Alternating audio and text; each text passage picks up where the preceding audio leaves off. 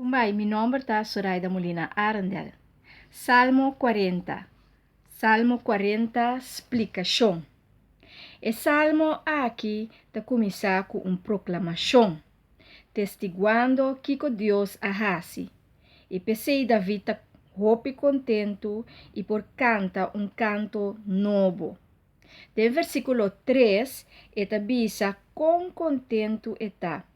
Pasombra ela confia a Deus e Deus atende su grito de auxílio.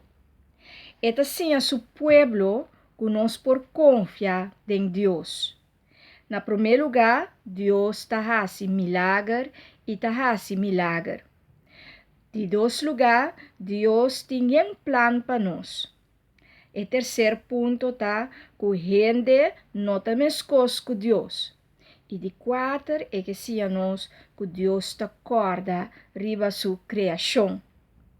David está segura em salmo aqui que nós por alabar Deus para tudo o que ele faz. E nós por estar seguro que Deus está fazendo lo qual que ele permitiu.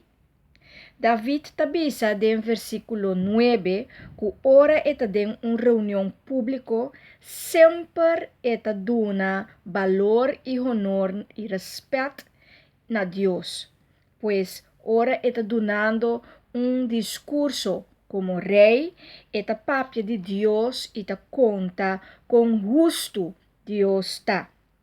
E eta pedi den e versículo nan seguinte den Salmo 40, ajudança de Deus.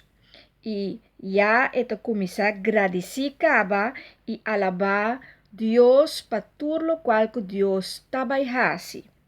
Eta alabar que Deus está grande e que Deus está ajuda e que Deus está salva. E assim nós também mesterhasi. Toma David sua ação não como exemplo. Ora nos pede Deus algo, nos mester sa que Deus trabalhasse essa aqui para nós e nós temos que começar a alabar Senhor.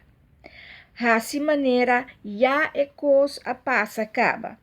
Que Deus ananos lo que nos pede. E assim nós está começar a cana da grandeza de Deus, nós está começar a cana do Espírito de Deus e nós está cana do passo de exemplo que David aduna nós e com David assim a seu pueblo com para agradecer Deus e com para alabar Deus. Enjoy a jornada.